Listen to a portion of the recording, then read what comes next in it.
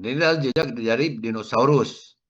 Nah, kemudian kita lihat pada batu, di sini ada gambar batu, kita melihat bentuk seperti ini. Nah, dari ini juga cerita dia. Karena di sini pada batu ini kita juga mencapai ada bekas tumbuh-tumbuhan.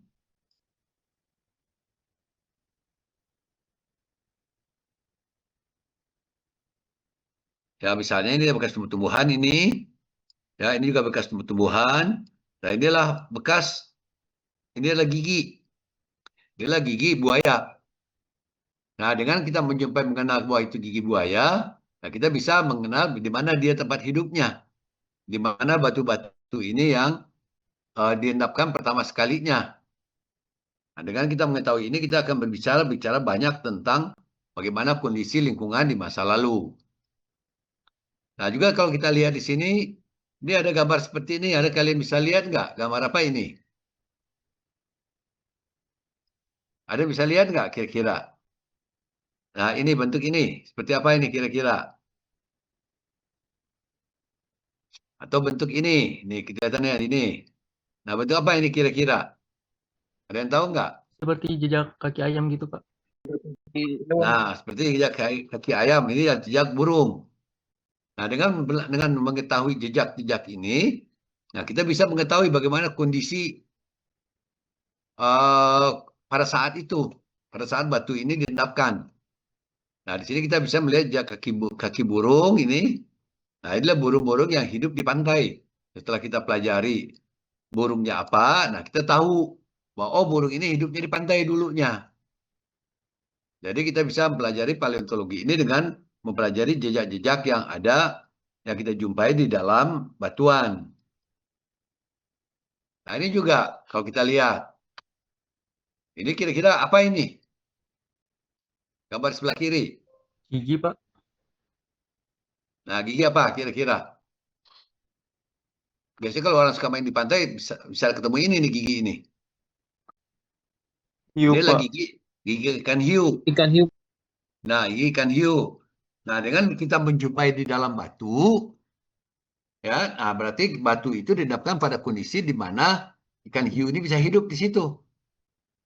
Berarti kita bisa mengatakan bahwa ikan hiu itu hidupnya di laut. Jika kita bisa mengatakan, wah, batuan di tempat dijumpainya gigi hiu ini adalah lingkungannya di laut. Nah, kemudian ada bentuk seperti ini yang melingkar gini. Nah, ada juga bentuk yang seperti ini. Nah, ada juga yang bentuk tengkorak. Nah, ada juga bentuk tumbuh-tumbuhan ini. Nah, dari sinilah yang kita pelajari. Jadi kita kelompokkan kalau gigi hiu ini tadi masuk ke kelompok binatang jenis apa, dan berapa lama dia masa hidupnya, dan kondisi apa dia bisa hidup. Begitu juga dengan bentuk ini yang melingkarnya kita sebut sebagai amonid, kondisi apa dia bisa hidup, dan kelompok apa dia. Nah, kemudian jika kita lihat lagi, ada bentuk seperti ini, namanya adalah trilobit. Nah, kemudian serangan di bawah inilah tengkorak dari dinosaurus. Sedangkan yang digambar di bawah ini, itu gambar tempat tumbuh-tumbuhan. Nah, kita akan identifikasi ini tumbuh-tumbuhan apa. Sehingga kita bisa mengenal jenis tumbuh-tumbuhan ini hidupnya di mana. Apakah dia hidup di dataran tinggi, di dataran rendah, atau di rawa-rawa di mana dia bisa hidup. Nah, ini bisa kita lihat dengan kita mengelompokkan dari kelompok jenis binatang apa dia. Nah, kalau ini kalian tahu pasti ini anjing kan? Nah, jenis anjing apa? Ini kalau kita lihat jenisnya berbeda. Kondisi apa yang bisa menyebabkan dia itu berbeda hidupnya? Nah, dengan kita mempelajari paleontologi, kita akan bisa mempelajari bagaimana dari kelompoknya apa sampai ke spesies dan genusnya masing-masing. Nah, ini juga bentuk tumbuh-tumbuhan yang masih hidup yang kita lihat. Nah, kalau kita menjumpai bentuk-bentuk seperti ini nanti di dalam batu setelah menjadi batu, nah ini yang kita tafsirkan. Di mana tumbuh-tumbuhan itu hidup, nah, kemudian bagaimana cara hidupnya, nah, itu yang kita pelajari lebih lanjut di dalam paleontologi. Nah, ini juga kita lihat, ini ada harimau, ini ada orang yang tidur dengan harimau, seperti apa gambar harimaunya di situ. Jadi kelompok jenis binatang apa dia. Nah, dengan kita mempelajari, mengelompokkan masing-masing binatang ini, Nah, itu kita akan bisa mempelajari seperti apa perkembangan dunia pada saat itu. Nah, kalau ini apa ini? Kan yang sudah di Ini fosil kan? Nah, kalau jadi tidak semua binatang itu bisa menjadi fosil. Jadi ada kondisi-kondisi tertentu bisa dia menjadi fosil. Kalau sudah begini dia nggak bisa jadi fosil lagi. Karena dia telah dihancurkan oleh manusia yang memakannya. Nah, biasanya yang salah satu penyebab binatang-binatang itu mati ada ini juga. Ada manusia yang mau berburu. Nah, dengan gambar-gambaran ini, nah kita akan pelajari bagaimana cara matinya binatang itu sehingga dia bisa menjadi fosil. Jadi secara sederhana kita gampang pelajari paleontologi ini. Kita harus bisa mengetahui kenapa dia bisa menjadi fosil. Dan setelah jadi fosil, kita akan mengetahui binatangnya, apa saja jenis binatang yang menjadi fosil itu.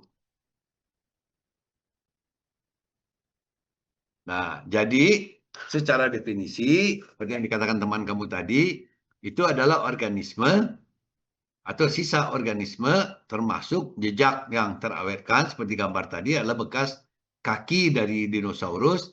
Nah, yang paling penting di sini adalah terbentuk secara alamiah. Jadi kalau kita berbicara mumi itu tidak bisa dikategorikan secara fosil lagi karena udah buatan manusia. Nah, satu lagi batasan umur yang kita bisa mengatakan dia fosil, dia itu berumur lebih tua dari Holocene atau sekitar 10 ribu tahun yang lalu. Jadi ada batasan secara ilmiah dengan yang dikatakan sebagai jadi fosil. Kalau kita membaca tulisan-tulisan sekarang, itu banyak juga tulisan bahasa itu yang ditulis dalam bahasa populer.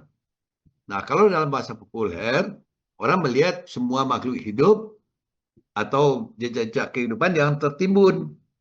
Jadi semua yang tertimbun di dalam tanah atau di dalam batu itu dikatakan fosil. Nah, jadi kalau kita berbicara kembali ke definisinya tadi, bahwa tidak semua binatang itu jadi fosil. Kalau dia bisa menjadi fosil, kalau telah memenuhi persyaratan umur lebih lebih tua dari Holocene atau sekitar 10 ribu tahun yang lalu.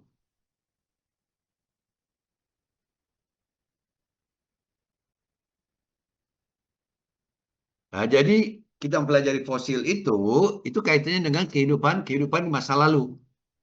Nah, orang yang mempelajari tentang fosil-fosil itu, nah itu disebut sebagai paleontologis. Jadi kalau orang yang mempelajari tentang fosil, namanya paleontologis. Nah, kalau orang belajar tentang sedimen, khususnya sedimen, namanya sedimentologis. Kalau dia bicara tentang ke gunung api, itu namanya vulkanologis. Jadi ada spesifik ilmu-ilmu yang lebih spesifik mempelajari ilmu-ilmu itu berdasarkan pada objek yang diteliti. Nah, kesemuanya ini tercantum di dalam ilmu dasarnya yang disebut sebagai geologi. Nah, di dalam kita melihat fosil tadi, itu ada tiga tipe fosil yang kita bisa kenal. Jadi kita belajarin makhluk hidup, jejak makhluk itu ada tiga kelompok utama dalam kita pengenalan dari fosil. Itu ada yang dikatakan tubuh fosil, ya, apakah dia lengkap semuanya atau hanya sebagian. Misalnya pada gambar sebelah kanan ini, ya, kita menjumpai hanya ekor saja, bagian ekor, atau bagian kepala, atau bagian siripnya yang kita jumpai. Nah, itu dikatakan sebagai body fosil, karena itu bukan bagian dari badan binatang. Ya, jadi karena merupakan badan dari binatang, itu dikatakan sebagai body fosil. Nah, sedangkan jejaknya, jadi kita tidak melihat lagi gimana binatangnya. Nah, misalnya ini yang kita lihat, sebenarnya ada istilah namanya koprolit. Kalian tahu istilah koprolit itu apa? Kalian tahu nggak? Nah, kalau kalian melihat bentuk ini, kira-kira bentuk apa ini? Kira-kira. Ayo, Tahu silakan. Apa? seperti kotoran, Pak. Nah, betul. Ini seperti kotoran.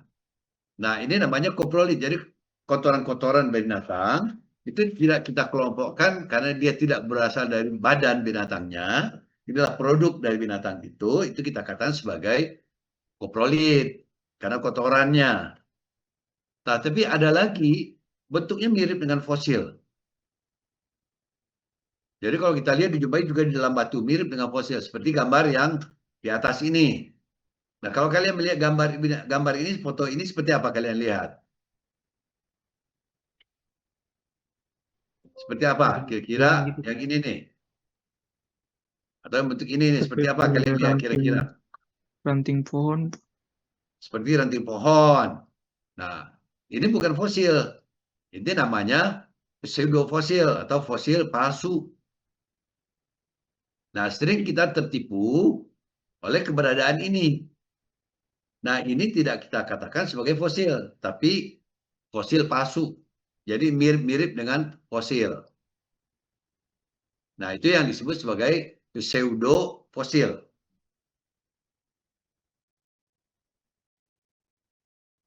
Nah, jadi diceritakan oleh fosil itu kepada kita.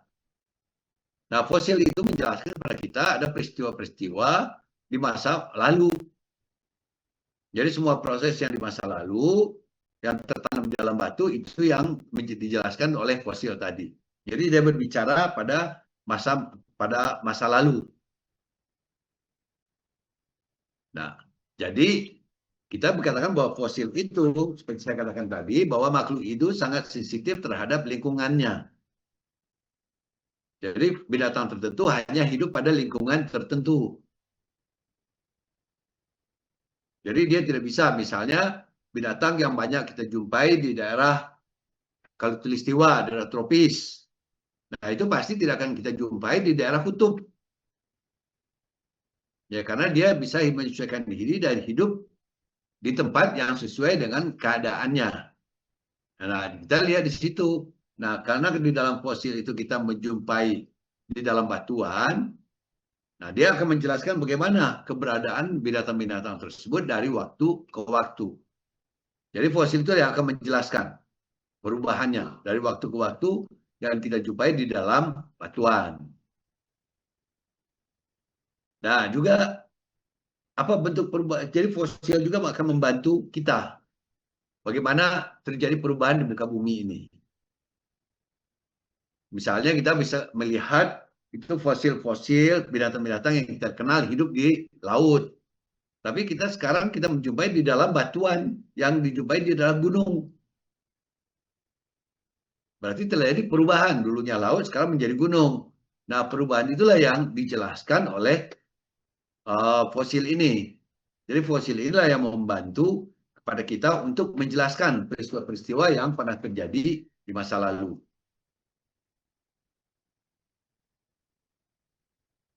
Nah, jadi apa saja yang tercakup di dalam fosil? Jadi fosil ini bisa termasuk di dalamnya jejak, bisa berupa telur, bisa berupa kotoran yang berasal dari suatu makhluk hidup. Nah, juga, nah untuk kita bisa mempelajari fosil tersebut, itu tergantung bagaimana kualitas fosil tersebut. Tambah lengkap fosilnya, tambah mudah kita mempelajarinya.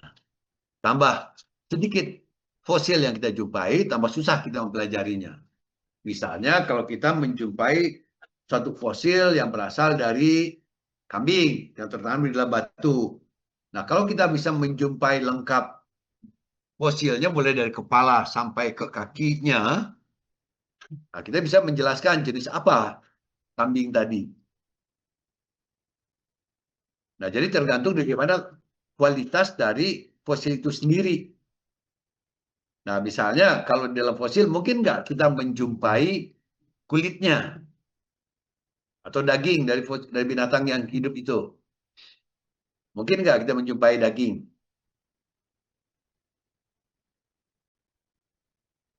Ayo. Tidak, Pak. Menurut saya tidak, Pak. Karena apa? Tidak bisa kita jumpai.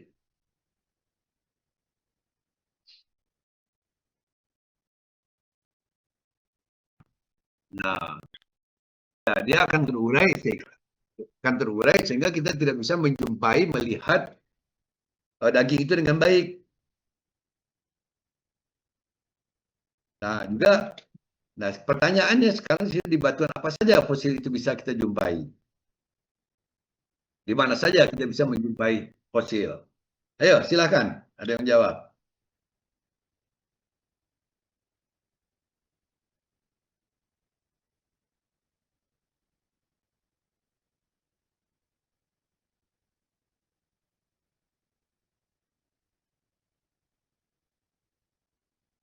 Oke. Nah, tapi kan kondisinya akan berbeda-beda. Kalau di batuan beku, ya di batuan beku apa bisa terdapat batuan kita menjumpai fosil. Nah, contohnya seperti gambar ini. Ini hasil gunung meletus, dia mengeluarkan abu ini, ya. Nah, batuan yang terhasil dari abu ini masukkan kelompok apa? Batuan beku atau batuan sedimen? Batuan beku piroklastik, Pak. Nah, batuan beku piroklastik. Jadi fosil masih mungkin kita jumpai di dalam batuan beku berupa hasil produk piroklastik. Nah, misalnya kalau kita lihat pada gambar ini, ada orang yang hidup di lereng ini, kemudian gunung meletus, tertimbun oleh abu panas ini. Nah, dia akan menjadi fosil kalau umurnya terpenuhi. Jadi fosil itu tidak hanya kita jumpai di dalam batuan sedimen saja, tetapi juga ada dalam batuan beku yang bersifat batuan beku luar. Jadi dalam batuan beku ini kita kan ada intrusi dan ada ekstrusi. Nah, pada ekstrusi inilah yang sering kita jumpai fosil-fosil atau jejak-jejak kehidupan. Nah, ini kalau kita lihat gambar seperti ini, itu berbeda dengan tadi. Dia gambaran dari suatu daerah yang terendam oleh banjir. Nah, kalau misal kita lihat di sini, ya, ini kan ada bekas pohon-pohon, ya. Nah, kalau dia tinggi, dia tidak terendam oleh air. Tapi kalau ada rumput-rumput yang ada saat di sini di bawahnya, karena ada banjir ini, dia akan menutupi rumput tersebut. Sedimen-sedimen yang ada di dalam air ini akan menutupi rumput-rumput tadi. Nah, kemudian rumput tadi setelah mengalami lebih dari 10.000 tahun, dia akan terpendam sebagai fosil. Jadi banyak proses-proses yang bisa menyebabkan fosil itu terbentuk. Nah, misalnya begini juga di daerah pantai di sini kita lihat, mungkin nggak di sini terbentuk fosil. Nah, kalau semua kondisinya memungkinkan, ya itu akan nggak lebih gampang terbentuk fosilnya. Nah, sekarang pertanyaan saya, mana yang lebih memudahkan terbentuknya fosil di laut atau di darat atau di air tawar? Mana yang lebih banyak memungkinkan fosil terbentuk? Ayo, silakan.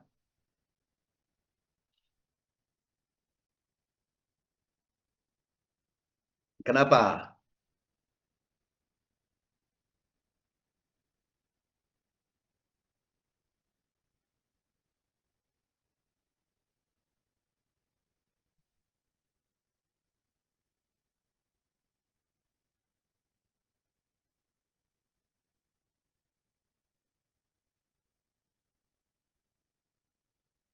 Ya, betul. Nah, di samping itu juga, kalian tahu garam kan? Di laut ada garam nggak? Ya, Pak. Nah, apa fungsi garam di situ? Nah, betul. Jadi, karena di laut bahan memungkinkan dia sebagai pengawetnya, itu kan memudahkan untuk terjadinya fosil. Nah, jadi apa syaratnya? Itu bisa menjadi fosil dulu. Jadi tadi dalam bicara banyak fosil, bentuk-bentuknya bukti-buktinya bagus, tetapi ada syarat yang harus terjadi supaya bisa jadi fosil. Nah, syarat yang pertama, binatang itu harus mati dulu.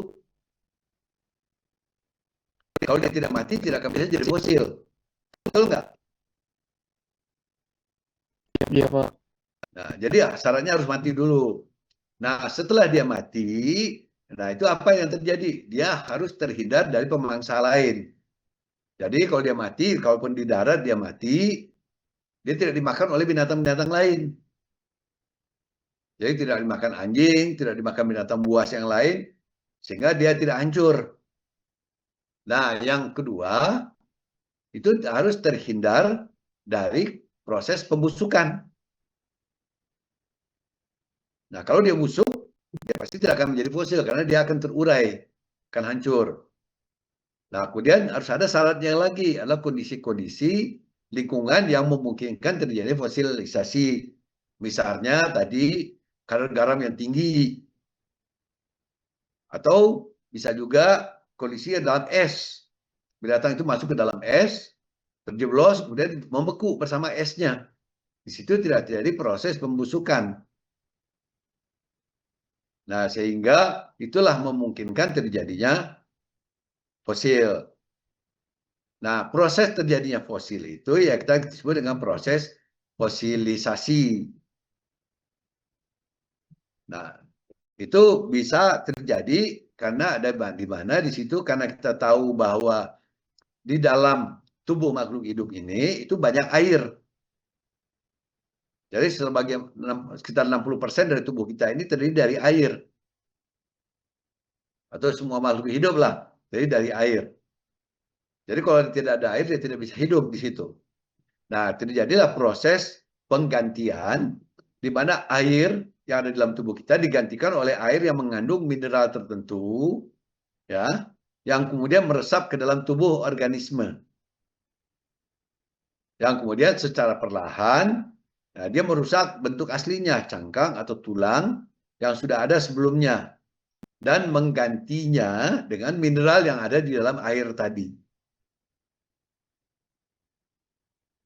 Jadi komposisinya berubah dari bentuk aslinya. Di mana dia berubah karena di dalam air banyak mineral-mineral. Nah, mineral-mineral itu kalau dia airnya sudah tenang, dia akan mengendap. Nah, itu yang menggantikan sel-sel yang ada di tubuh makhluk hidup tadi.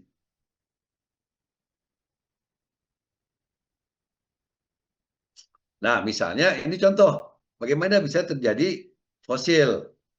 Jadi kalau kita lihat gambar sebelah kanan ini, ya, sebelah kiri, itu adalah gambar ikan sedang berenang di laut. Nah, tiba-tiba diserang oleh ikan lain yang pemangsa. Misalnya ini piranha, pemangsa juga hewan-hewan lain.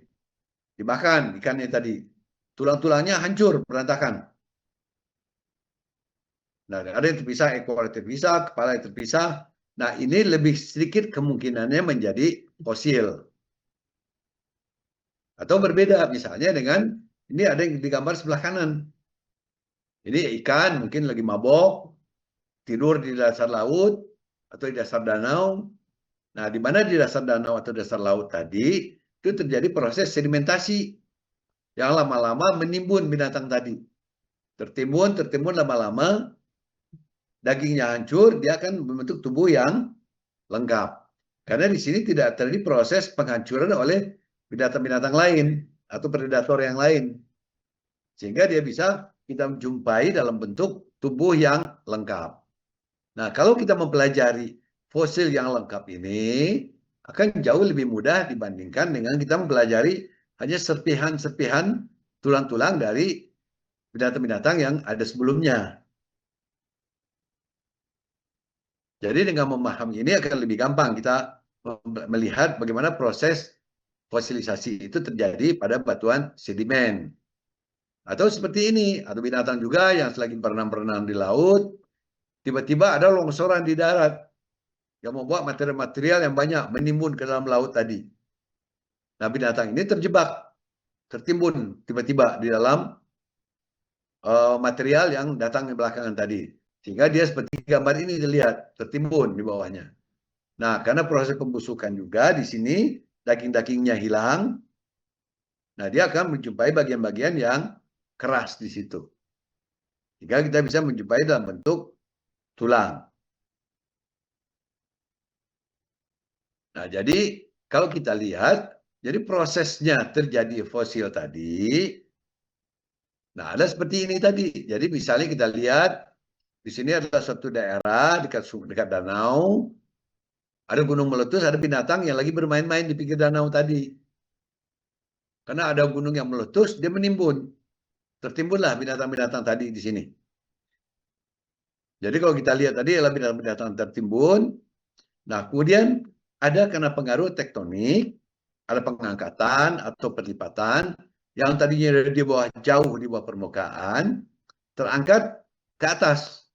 Nah, kemudian lapisan di atasnya tererosi habis sehingga terbongkar dia muncul ke permukaan di sini. Nah, inilah yang kita jumpai di dalam batu-batu tadi.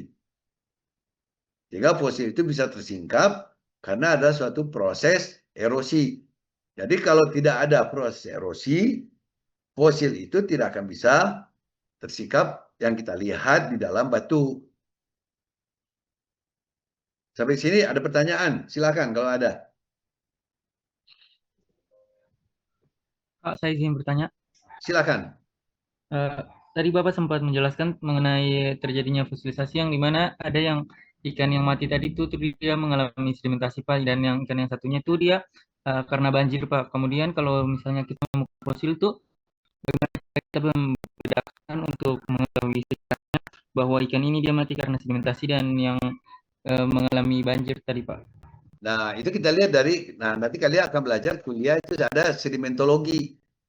Nah, dari sedimentologi kita akan melihat dari tekstur batuannya.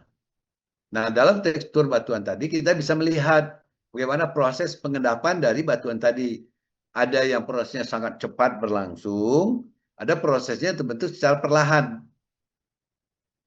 Nah, kalau misalnya cepat, misalnya kalian pernah melihat banjir nggak? Atau tanah longsor? Kenapa? Pernah. Prosesnya cepat atau lambat di situ? Cepat Pak. Cepat. Jadi kalau ada orang yang ada di misalnya lagi pakai mobil, tebing runtuh, tertimbun. Nah, itu kita lihat tekstur batuan yang menimbunnya kan kasar-kasar semua. Campuran antara lumpur, batu-batuan yang besar dengan yang halus. Nah, kalau kita lihat lagi misalnya di dalam satu fosil yang kita jumpai di dalam batuan yang sifatnya halus semua, seragam, tidak ada perbedaan besar butirnya. Misalnya di dalam batuan lempung. Nah, kalau dia terdapat dalam batuan lempung, kita tahu bahwa arus yang bisa menyebabkan pengendapan lempung itu sangat tenang sekali. Nah, begitulah kita bisa membedakan bagaimana dia bisa terbentuk oleh proses yang cepat atau proses yang lambat. Dua-duanya bisa menghasilkan fosil. Jadi kita lihat bagaimana keberadaan jejak-jejak tadi di dalam batuannya yang ada. Nah, begitu caranya membedakan. Jadi kita tidak bisa melihat dari fosilnya saja. Kita melihat dari batuan sedimen di mana fosil itu terdapat. Nah, dari prosesnya tadi, nah kita bisa mengetahui bagaimana arus yang menyebabkan pengendapan itu terjadi. Apakah arusnya kuat atau arusnya lambat? Atau dia sebagai arus yang disebabkan oleh tanah longsor atau bisa kita banjir bandang. Nah, itu bisa kita lihat bagaimana prosesnya dengan memperhatikan tekstur batuannya. Oke, bagaimana? Bisa menjawab? Baik Pak, menjawab Pak. Terima kasih Pak. Oke, silakan. Kalau ada lagi yang mau bertanya, Oh, Pak, saya izin bertanya, Pak. ya silakan. Tadi kan syarat menjadi suatu hewan jadi fosil itu kan umurnya harus di atas 10.000 tahun ya, Pak. Ya, Nah, betul. bagaimana kalau kita mendapatkan sebuah tulang di sebuah batu, Pak? Itu bagaimana kita bisa mengidentifikasi bahwa tulang itu merupakan fosil, Pak? Apakah kita harus bawa hasilnya ke lab dulu kah atau kita bisa lihat secara kasat mata saja Pak atau gimana Pak Nah, itu? kalau secara ilmiahnya, ya kita harus bisa melihat, kita harus menentukan umur dari batuannya. Nah, itu kita menggunakan banyak metode, itu metode radioaktif. Atau kita bisa melihat juga fosil ini, binatang tulang yang kita jumpai tadi, ya, apakah kita bisa menggunakan skala waktu geologi di mana kita lihat dia berada. Misalnya, kalian pernah dengar istilah dinosaurus? Pernah dengar nggak? Kenapa? Nah, dinosaurus sekarang kan sudah tidak ada lagi kan? Dia tidak pernah jumpai lagi. Tapi kalau di dalam batu kita menjumpai tulang besar sebesar tulang dinosaurus, nah kita mengatakan bahwa itu batuannya sudah berumur tua. Nah, bagaimana kita membedakannya? Batuan yang tua atau batuan yang lebih muda? Nah, kalau batuan yang muda, yang tua, itu dia telah mengalami proses yang kita sebut proses kompaksi dan atau proses diagenesa. Sehingga dia jadi padat, jadi keras. Nah, sedangkan batuan-batuan yang umumnya di bawah 10.000 tahun, dia belum mengalami kompaksi yang bagus. Jadi dia belum, masih kalau kita pecahkan masih mudah pecahnya. Tapi kalau dia telah mengalami kompaksi yang sangat kuat sekali, nah kita susah memecahkannya. Nah, itu cara secara visual yang kita lihat. Dia berada di dalam batuan, apakah bersifatnya batuan tersebut kompak dan keras, atau dia di batuan yang sifatnya lepas-lepas. Nah, kalau dia masih kita jumpai dalam batuan yang sifat lepas-lepas, nah itu kita curigai bahwa batuan tersebut belum mengalami kompaksi, berarti kemungkinan besar batuan itu masih baru. Nah, gitu cara-caranya kalau kita lihat secara visual. Nah, kalau kita ingin tahu kapan itu terjadi, nah kita harus menentukan umur mutlaknya. Jadi dari fosil batuan sedimen yang ada, atau dari fosilnya kita tentukan umur mutlaknya. Dengan misalnya unsur radioaktif yang terkandung di dalam tulangnya. Atau unsur-unsur radioaktif yang terkandung di dalam batuannya. Nah, itu kita bawa ke lab, kita tentukan umurnya di lab tadi.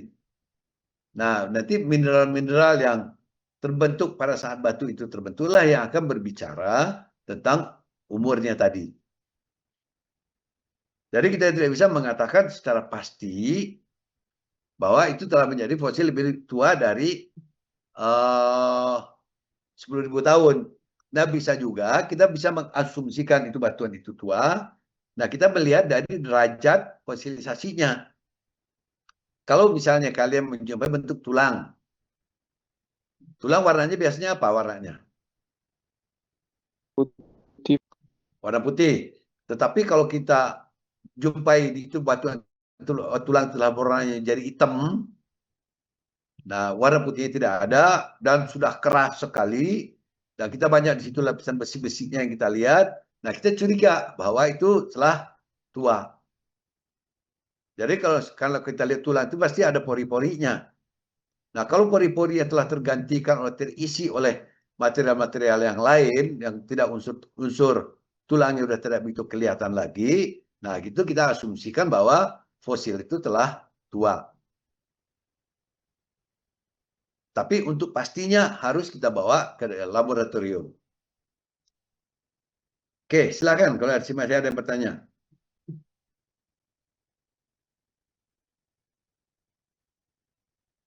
Ya, kalau tidak ada kita lanjut. Nah, ini jadi nggak boleh ngantuk ya. Jadi biar segar terus. Makanya saya nanya-nanya terus ke kalian. Kalau nggak kalian bisa ngantuk. Nah, pertanyaannya apakah semua makhluk hidup itu bisa jadi fosil enggak?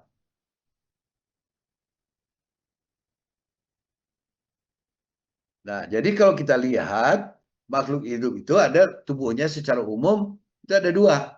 Ada yang mempunyai rangka dan ada yang tidak mempunyai rangka. Nah, biasanya yang mempunyai rangka itu lebih tahan terhadap pelapukannya karena dia mempunyai bagian tubuh yang keras.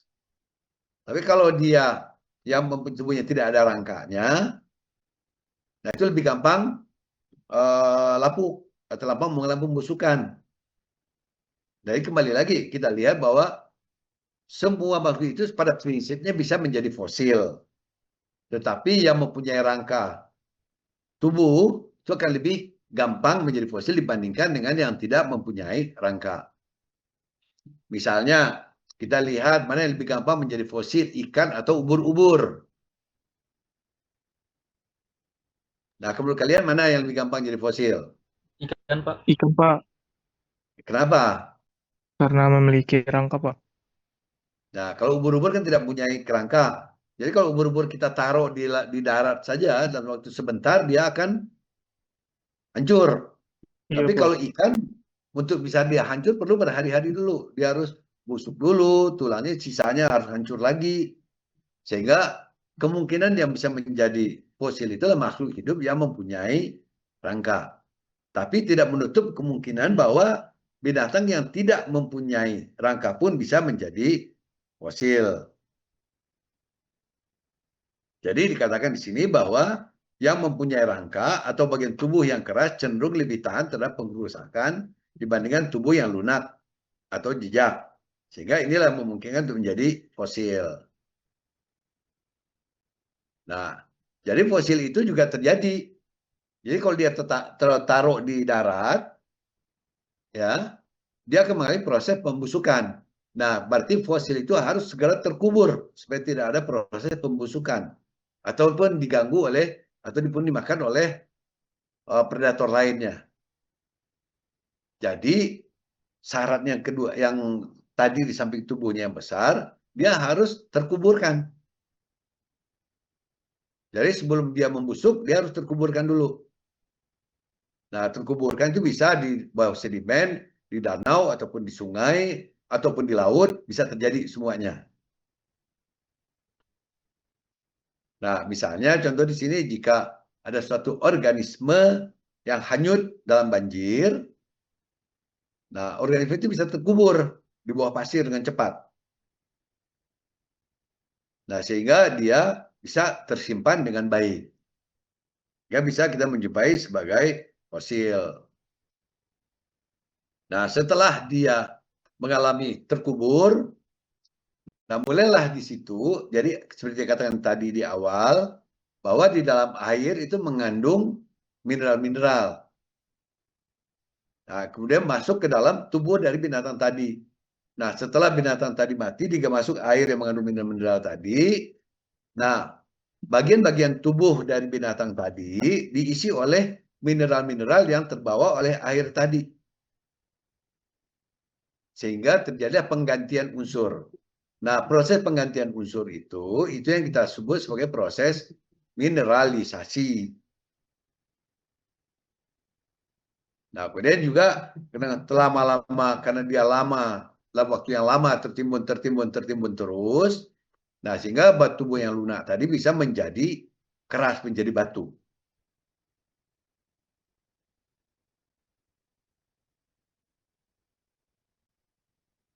Nah,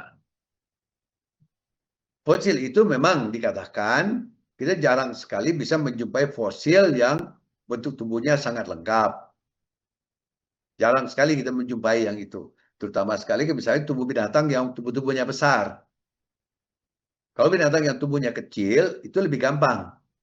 Kita akan bisa banyak menjumpai bentuk tubuhnya yang lebih lengkap. Tapi kalau tubuhnya lebih besar, yang agak besar, itu akan susah. Karena di situ ada ada proses pembusukan. Atau juga dimakan oleh predator. Ya misalnya kalau kita lihat untuk anjing misalnya. Nah saya punya dua binatang. Satu anjing, satu semut. Ya. Nah mana yang lebih gampang tertimbunnya? Apakah anjing atau semut yang lebih gampang tertimbun? Semut, Pak. Kenapa? Karena ukurannya lebih kecil, Pak. Nah, karena jadi kecil, material yang diperlukan untuk menimbunnya juga tidak banyak. Tapi kalau anjing itu perlu waktu yang lama untuk menimbunnya secara alami.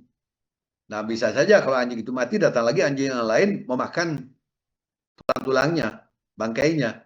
Sehingga dia jarang sekali bisa dijumpai dalam bentuk tubuh yang sempurna.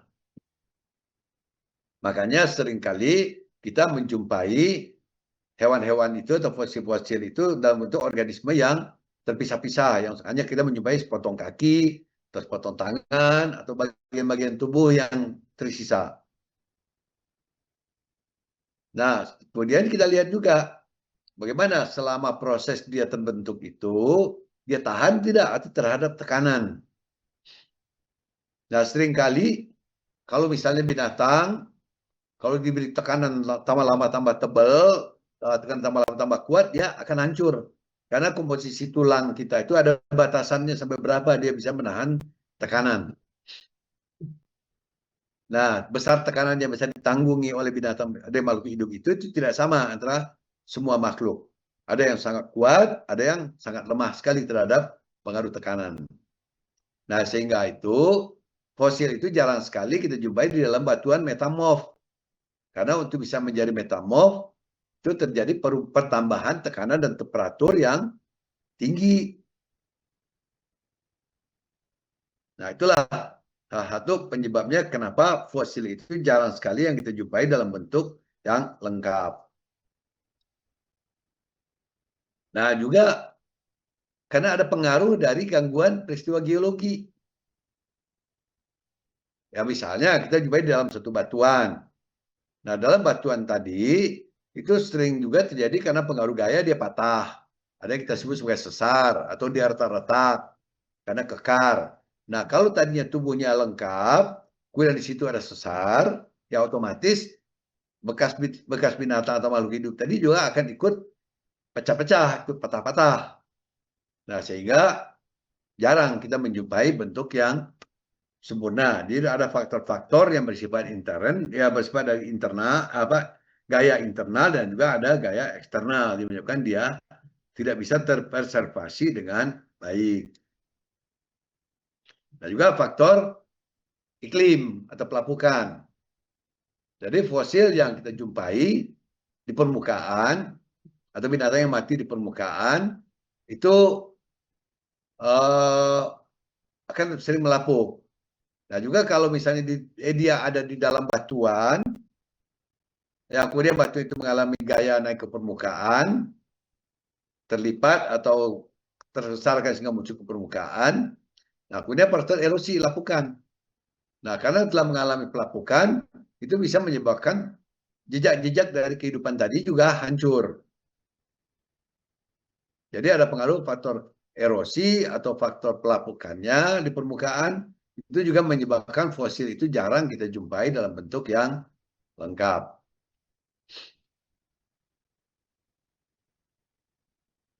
Nah juga bisa jadi rusaknya fosil tadi, walaupun secara pengendapannya dia bagus, ya, tetapi waktu mengambilnya itu bisa menyebabkan fosil itu hancur. Jadi kalau misalnya di dalam batuan dia mendapat tekanan yang sama, kemudian batuan di atasnya kita buka, dia akan tiba-tiba mengembang. Tekanannya hilang, dia menyebabkan fosil tadi bisa pecah-pecah. Nah itu pernah terjadi dari pengalaman kami waktu kami menjumpai ada fosil stegodon. Kita menjumpai gading gajah itu panjangnya 3 meter. Waktu masih di dalam batuan, dia masih bentuknya lengkap, bagus. Kita bisa melihat bentuknya bagus. Mau fosilnya masih terlihat. Tapi setelah lapisan di atasnya kita buka, itu tiba-tiba fosil itu mengembang. Nah, itu menyebabkan hancur, terpecah-pecah menjadi bagian yang lebih kecil-kecil. Nah, itu karena ada penghilangan beban dari batuan di atasnya, sehingga dia menyebabkan hancur. Nah, jadi kalau kita lihat lagi fosil, ya, bagaimana dengan kondisi fosil yang sebenarnya? Nah, bagaimana keadaan alam dari fosil yang kita lihat itu tergantung dari sifat dari organisme yang ada. Jadi fosil-fosil yang kita lihat itu sangat tergantung dari sifat-sifat dari makhluknya. Misalnya tadi saya katakan tadi, itu fosil yang dari binatang-binatang yang besar dengan binatang-binatang yang ukurannya kecil. Nah, itu akan berbeda. Nah, juga kita lihat juga tipe dari material yang menimbunnya. Apakah dia ditimbun oleh batu pasir kuarsa atau batu pasir yang banyak mengandung karbonat, itu akan memberikan tipe fosil yang berbeda. Misalnya batu sama batu fosil, misalnya saya punya fosil burung. Nah, kemudian fosil burung itu tertimbun oleh produk yang hasil letusan gunung api, dengan yang tertimbun oleh endapan-endapan yang berupanya mengandung karbonat. Nah, itu akan berbeda tingkat kebagusan dari fosilnya. Nah, di samping itu juga itu ada pengaruh reaksi kimia yang terkena kepada batuannya atau pada fosil tadi. Nah, sehingga dengan memperhatikan karakternya tadi serta material pembentuknya tadi, untuk di mana dia dijumpai, nah kita bisa mengenal ada dua tipe fosil. Jadi ada yang kita sebut fosil yang terlapukan atau fosil yang tidak terlapukan. Jadi satu fosil yang telah mengalami hancuran, proses-proses yang terjadi, ada fosil yang tersimpan dengan baik. Nah, biasanya fosil-fosil yang tersimpan yang baik itu, yang bisa kita lihat itu fosil yang sifatnya tubuhnya yang biasanya tubuh lunak. Kemudian ada juga bagian yang keras dari tubuh-tubuh fosil itu. Karena itu kaitannya dengan proses sedimentasi terhadap binatang makhluk hidup tadi. Cepat atau lambatnya dia tertimbun, dan juga material penimbunnya. Hingga ada fosil yang kita katakan sebagai altered fosil, dan ada yang dikatakan sebagai unaltered fosil. Fosil yang terusakkan dan fosil yang tidak rusak. Nah, ada yang kita sebut sebagai altered fosil.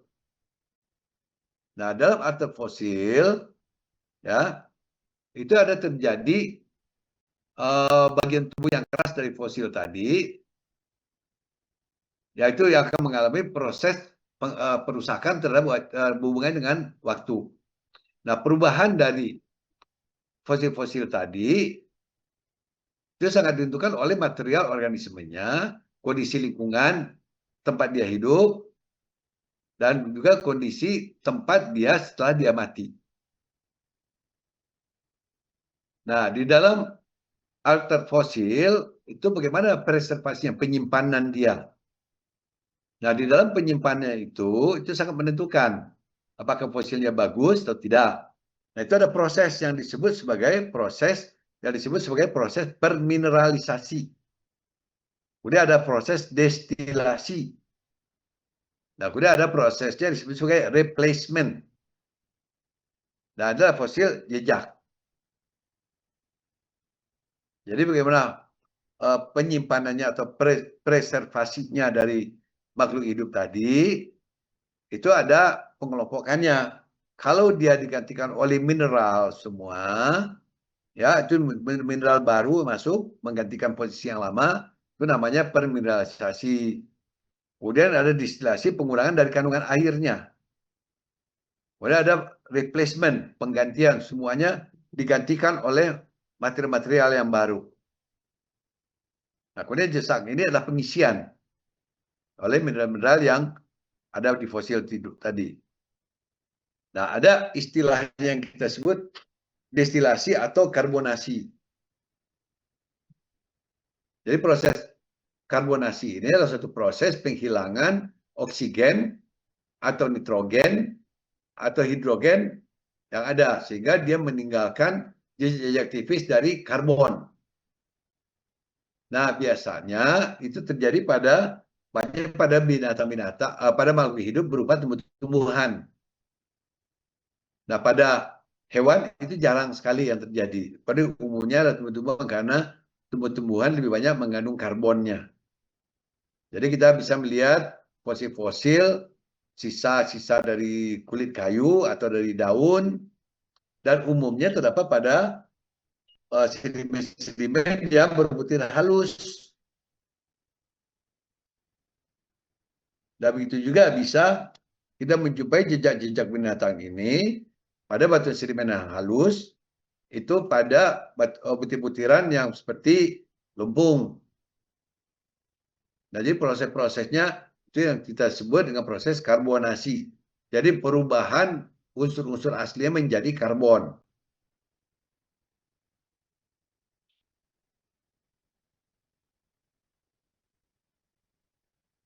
Nah, ini misalnya, ini contoh.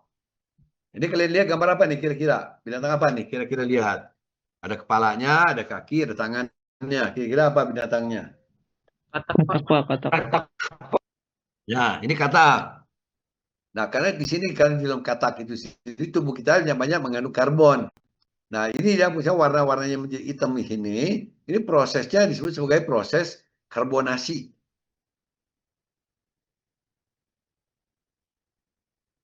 Jadi oksigennya hilang, hidrogennya hilang, nitrogennya hilang, sehingga misalkan sisanya berupa karbon. Nah, kemudian ada permineralisasi. Nah, permineralisasi ini umumnya proses yang umum terjadi pada proses fosilisasi. Jadi biasanya binatang-binatang yang mati, yang tertimbun di danau atau di laut, nah kemudian mineral-mineral yang larut dalam air, kemudian mengisi bagian-bagian yang poros dari binatang-binatang tadi, makhluk hidup tadi. Jadi kita tahu bahwa tubuh-tubuh kita ini kan banyak mempunyai rongga-rongga, pori-pori. Nah, pori-pori itu terisi oleh air yang mengandung mineral. Nah, kemudian mineral itu, airnya menguap, mineral itu yang akan tersisa, yang kemudian mengisi bagian-bagian dari tubuh tadi. Nah, setelah bagian yang keras tadi yang terganti oleh silika atau karbonat, nah kemudian diisi lagi oleh ada yang pengganti lagi, misalnya itu ada macam-macam lagi unsur-unsur yang larut di dalam air penggantinya. Misalnya kita lihat ada H2S atau ada FeS, besi sulfat, besi karbonat, atau besi sulfida. Nah, itu akan mengisi tulang-tulang tadi atau rangka-rangka tadi. Jadi intinya yang permineralisasi tadi itu adalah suatu proses pengisian pori-pori yang halus, baik pada pohon atau pada cangkang ataupun pada tulang yang berasal dari mineral-mineral yang terlarut di dalam air. Nah, kalau karena biasanya mineral-mineral itu yang hasil mineral yang terlarut dalam air tadi, itu menyebabkan fosil-fosil tadi bisa menjadi lebih berat. Karena dipengaruhi oleh mineral pengisinya. Nah, salah satu contohnya yang permineralisasi, kalian mungkin pernah lihat batu yang jadi kayu nggak? Kayu yang jadi batu. Pernah lihat nggak? Ya, misalnya kita lihat untuk hiasan, itu banyak sekali. Bentuknya seperti kayu, tapi beratnya setengah mati. Nah, itu yang kita sebut silicified wood, karena diganti oleh silika, atau juga yang kita sebut sebagai petrified wood, kayu yang telah membatu. Nah, itulah salah satu proses permineralisasi. Nah, kemudian ada juga replacement, penggantian, atau disebut juga mineralisasi. Nah, pertanyaannya itu timbul, apa bedanya permineralisasi dengan mineralisasi? Nah, di sini pada proses replacement ini, itu ada proses penggantian juga oleh molekul lapisan-lapisan atau serat-serat yang ada di tubuh makhluk hidup atau dalam molekul-molekulnya diganti oleh mineral-mineral sama yang terlarut di dalam air tadi. Jadi ada penggantian tempat. Kalau tadi ada mengisi permineralisasi, dia mengisi kosong, ini adalah mengganti. Misalnya ada unsur karbonat yang ada di dalam tulang, nah itu diganti oleh mineral baru. Di mana umumnya mineralisasi yang masuk ke dalam tulang-tulang tadi menggantikan mineral-mineral yang ada di dalam pori-pori. Nah, itu bisa berupa silika atau berupa kuarsa atau berupa gamping juga. Nah, kali kita kembali ke kondisi-kondisi ini, kalau misalnya yang dikatakan sebagai silicifikasi itu penggantian kalsium karbonat oleh silika. Jadi ada walaupun itu adalah kalsium karbonat unsur aslinya, boleh diganti oleh silika. Kalau vitrifikasi, itu kalsium karbonat yang ada unsur kalsium karbonat yang ada di makhluk hidup diganti oleh pirit, oleh FeS. Nah, bisa juga dia bisa mengganti apakah dia tulang, jadi semua bagian tubuh bisa diganti, termasuk juga bagian-bagian tubuh yang lunak. Nah, kalau petrifikasi itu hanya pada bagian yang keras dari tubuh. Nah, biasanya kalau bentuk otot atau bentuk yang bagian lunak dari organisme itu bisa disebut sebagai proses penggantian, bukan petrifikasi, tapi disebut sebagai proses replacement atau mineralisasi. Jadi kalian harus bisa membedakan apa itu permineralisasi dan apa itu proses replacement atau mineralisasi. Nah, replacement ya itu adalah penggantian molekul per molekul oleh mineral dan komposisi yang berbeda dengan komposisi material aslinya.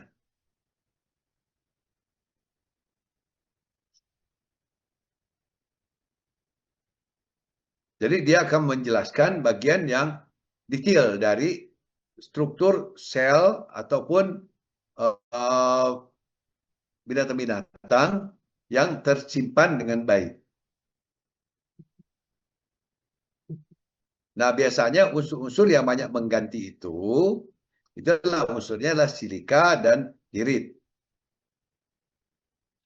Nah, bisa juga terjadi kalau kita lihat pada fosil, misalnya pada yang bersifat kambingan, binatang-binatang laut misalnya. Nah, ini contoh yang saya katakan tadi. Ini kayu yang mengalami petrified. Kayu mengalami proses silicifikasi.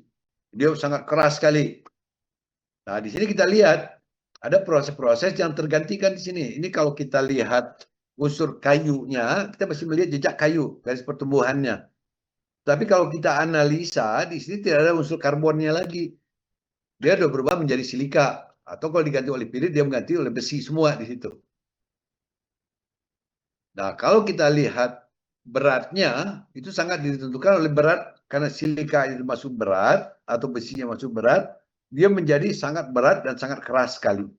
Karena dia mengganti bagian-bagian tubuh, bagian-bagian dari sel-selnya ini secara keseluruhan.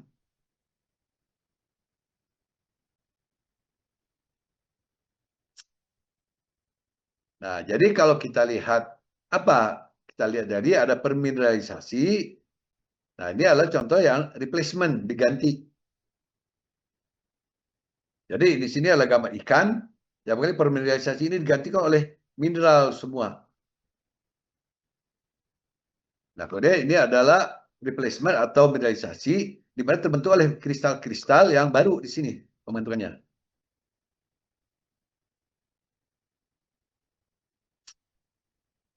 Nah, secara definisi ada lagi yang kita sebut sebagai rekristalisasi.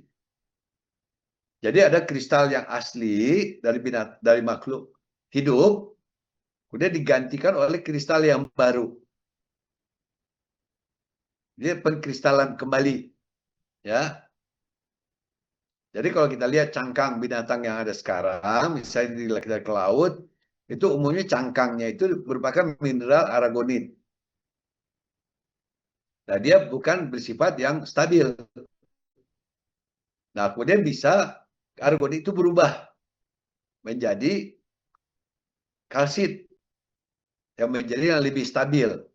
Nah, proses aragonit tadi menjadi kalsit itu yang disebut sebagai proses rekristalisasi. Jadi merubah dari komposisi yang sebelumnya menjadi yang baru oleh kristal-kristal oleh mineral-mineral yang baru. Jadi ada beberapa istilah yang kalian harus pahami dengan baik. Itu ada permineralisasi, ada yang namanya replacement atau mineralisasi, ada yang namanya rekristalisasi. Itu harus kalian pahami. Nah, ini contoh daun, ya. Nah, dia mengalami proses karbonasi, terubah menjadi karbon. Nah, kalau yang gambar di sebelah kanan ini, gambar kepiting, ya, nah, dia mengalami proses silicifikasi, terubah digali oleh silika. Silika semua unsur yang ada di dalam ini.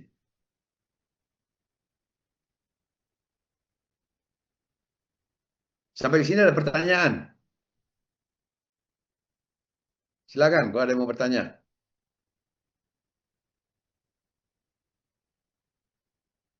Halo, ada yang mau bertanya? Nah, kalau tidak ada, kita lanjutkan karena istilah ada alter fosil. Ya, yang tadi alter fosil maksudnya adalah sekarang tadi yang alter fosil tadi, sekarang kita dimasukkan ke dalam bentuk trace, jejak. Nah, jejak ini itu merupakan binatang yang bekas binatang yang lama sudah tidak ada. Yang kita jumpai hanya bekas dari binatang itu. Nah, bekas binatang itu bisa berupa cetakan, bisa berupa penggantian, bisa juga berupa jejak kaki atau jejak badan, atau juga bekas batu yang dimakan dan keluarkan sebagai bekas batu di dalam usus pencahar. Kemudian ada juga kita sebut juga sebagai koprolit atau kotoran. Nah, bentuk ini ya semuanya kalau bahasa Indonesia ini disebut sebagai cetakan. Mol ini adalah cetakan dalam, ya. Kalau case cetakan luar. Jadi sama-sama namanya kalau di bahasa Indonesia susah dibedakan. Jadi dua-duanya sama cetakan, satu adalah cetakan bagian luar, satu cetakan bagian dalam.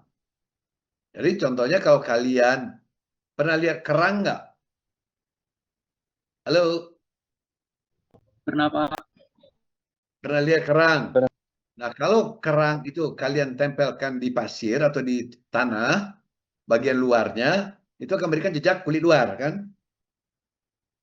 Akan berbeda kalau lubang kerang itu tadi, kalian isi dengan tanah di dalamnya. Kemudian cangkangnya kalian buang.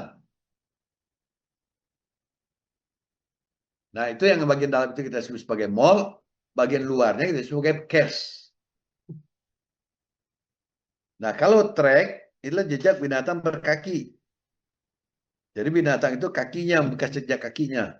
Kalau trail, itu jejak binatang melata. Jadi dia bergerak dengan perutnya, bukan dengan kakinya.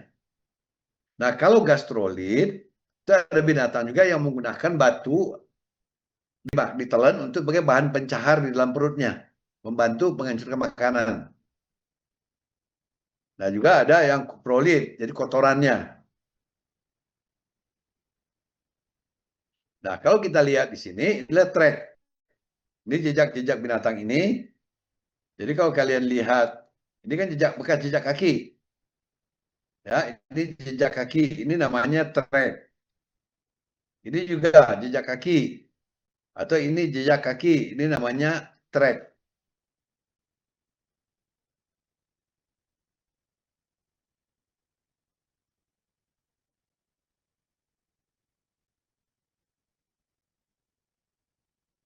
Nah, kalau jejak binatang misalnya kalau kita lihat bekas cacing yang merayap di tanah bukan jejak, itu namanya trail.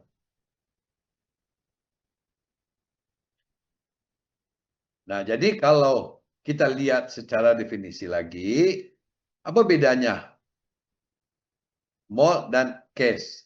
Tadi sudah saya jelaskan bahwa mold itu gambaran organisme yang di sekitar materialnya. Jadi kalau kita gampangnya, ini adalah satu contoh yang akan saya gambarkan. Mana dia? Nah, ini. Jadi kalau kita lihat di sini, kalau namanya ini adalah cetakan bagian dalam, ya, dicetakan. Kalau ini ditempelkan ke tanah, di cangkangnya, ya. Nah, kalau kita cetakkan ke tanah cangkangnya ini, itu namanya disebut juga external mold. Kalau ini bagian dalamnya ini, itu namanya internal mold. Nah, kalau misalnya kita lihat keong, ya, kita isi dengan tanah, keongnya kita buang kulit luarnya, dia akan bentuk cetakan ini. Ya, ini namanya internal mold.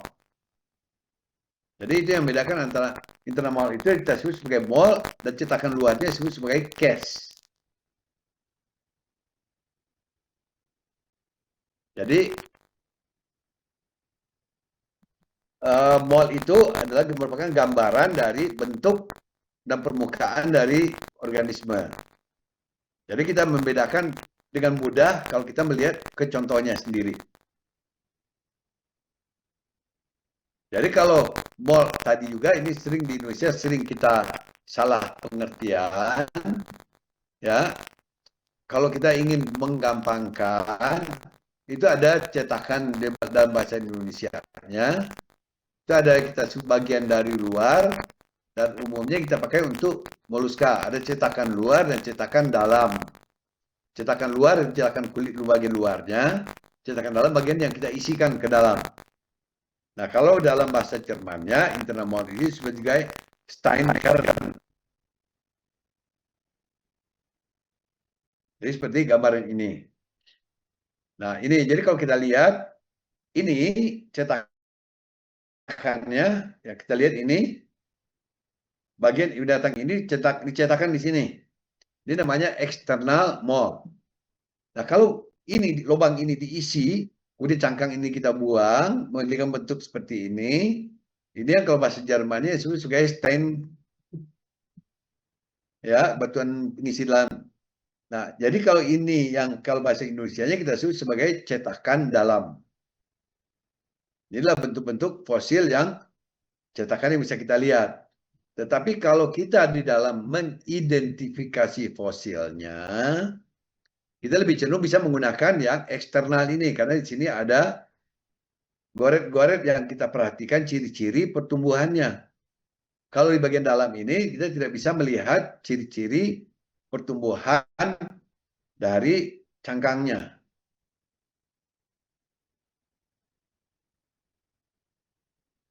Oke, sampai sini ada pertanyaan.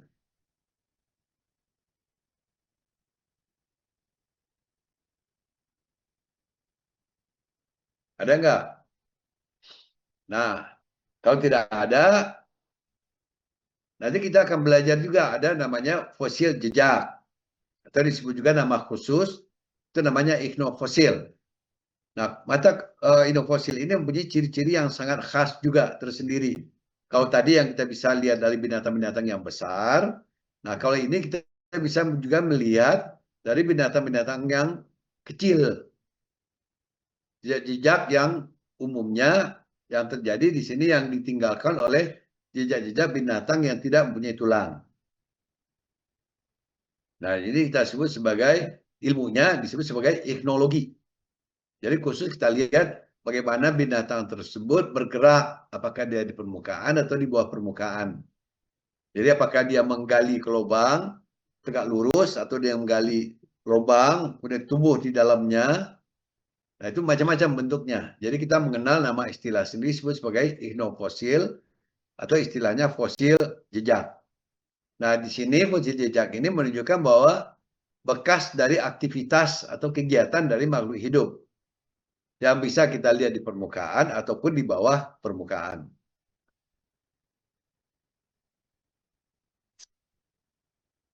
Nah, seperti saya katakan tadi, itu ada jejak-jejak yang tadi, itu ada track dan trail. Nah, track adalah jejak kaki. Biasanya binatang yang punya kaki. Nah, kalau juga ada juga jejak yang lain, biasanya jejak-jejak itu bagus tersimpan di daerah-daerah yang pelapukannya tidak intensif. Nah, dari jejak-jejak tadi kita bisa memperkirakan besar binatangnya berapa, karena kita melihat dari besar cetakan yang ada. Ya, misalnya contohnya di sini adalah jejak kaki, jejak telapak kaki dari dinosaurus. Nah, kalau trail, nah itu biasanya jejak yang ditimbulkan oleh tubuh dari binatang yang merayap biasanya. Nah juga ada trace juga kalau misalnya ada yang menggali, misalnya lubang, yang membuat lubang atau membuat lubang tempat dia tinggal. Nah, itu juga bisa dikatakan sebagai dari fosil. Jadi ada ilmu yang khusus yang pelajari tentang fosil jejak ini. Nah, fosil jejak ini sangat bagus digunakan untuk menentukan lingkungan pengendapan. Kalau body fosil itu bisa saja dia mengalami transportasi terbawa oleh angin, terbawa oleh arus binatang-binatang yang bisa menyebabkan proses hancur dia karena kalau binatang-binatang terpindahkan oleh media lain. Tapi kalau fosil jejak ini dia tidak bisa tertransportasi. Kalau dia mengalami transportasi dia akan hancur. Sehingga dia bagus sekali digunakan untuk menentukan lingkungan pengendapan.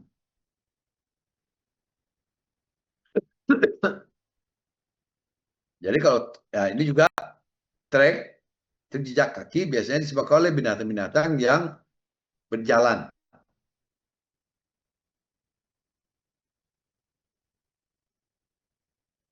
Nah, misalnya kalau trail tadi disebabkan oleh binatang yang merayap.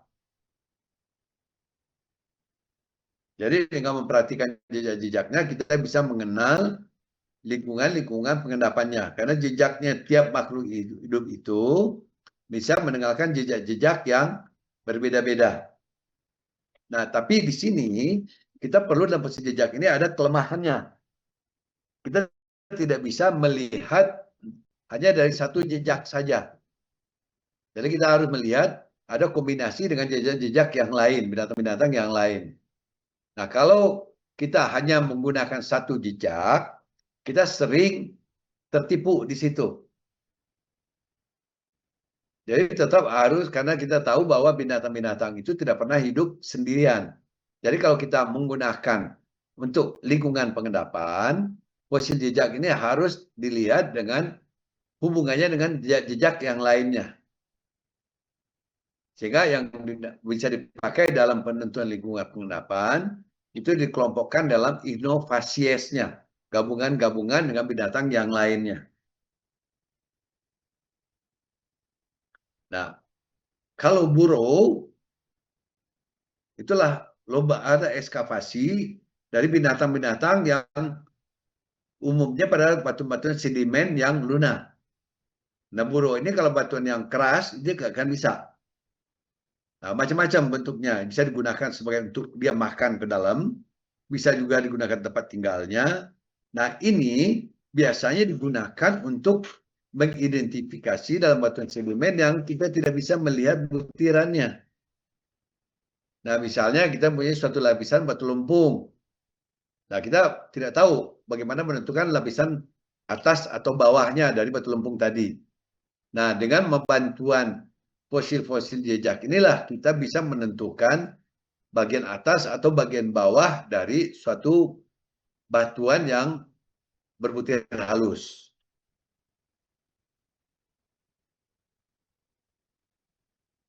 Nah, ada juga namanya boring.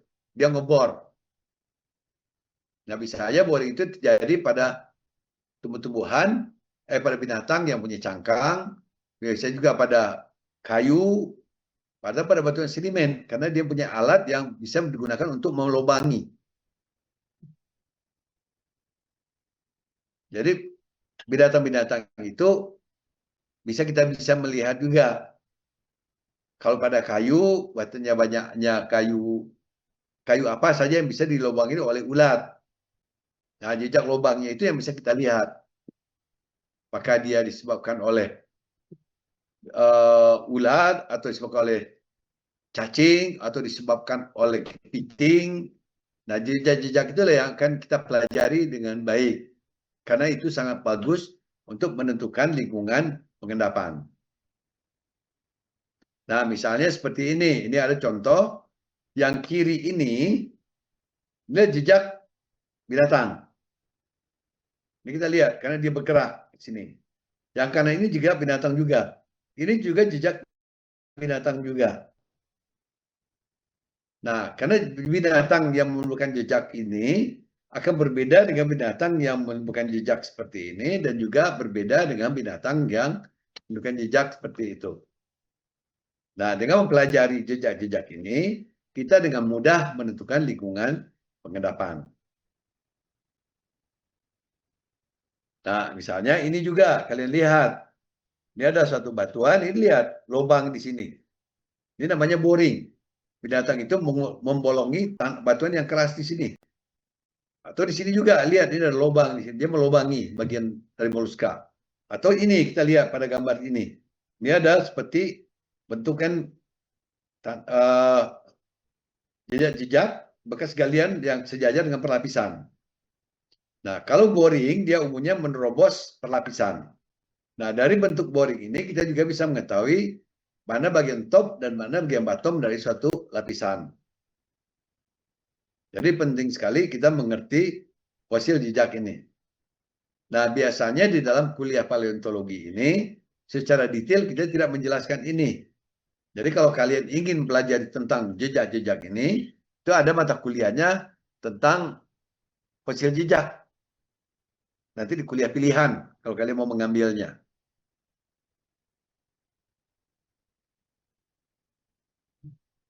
Nah, ini juga yang saya katakan tadi sebagai gastrolit, udah ada juga coprolit.